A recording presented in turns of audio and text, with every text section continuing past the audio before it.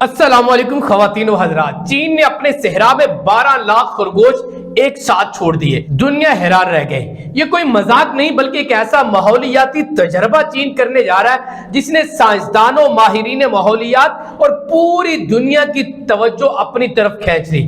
सवाल ये नहीं क्या खरगोश वाकई एक पूरे सहरा को जिंदा कर सकते हैं। दोस्तों, ये कहानी शमाली चीन के उन इलाकों की है जहां बरसों से सिर्फ रेत, तूफान, बंजर जमीन देखी जाती थी।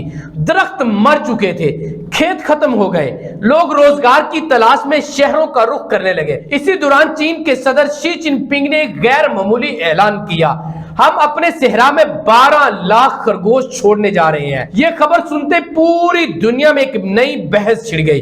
कुछ ने कहा कि यह दीवानगी लगती है तो कुछ ने कहा कि यह तारीख बदल देने वाला फैसला है। हकीकत में यह मंसूबा चीन का सबस इनकलाब ग्रीन रेवोल्यूशन है। चीनी माहिरीन के मुताबिक खरगोश जमीन के नीचे बिल बनाकर मिट्टी को नरम कर देते हैं, जिससे हवा, नमी और बारिश का पानी अंदर तक पहुंचता है। यूं जमीन आहिस्ता आहिस्ता जरखेज बनने लगती है। अगर यही काम मशीनों से किया जाता तो लाखों डॉलर खर्च होते, मगर खरगोश कुदरती अंदाज में बगैर तवानाई के ये काम खुद कर रहे हैं। ये मंसूबा अब दुनिया भर में अर्थ नेचुरल इंजीनियरिंग एक्सपेरिमेंट के नाम से जाना जाने लगा है। नाज़रीन, अगर ये मंसूबा कामयाब हो गया तो चंद बरसों में चीन का बंजर सहरा सब्ज वादियों में बदल सकता है।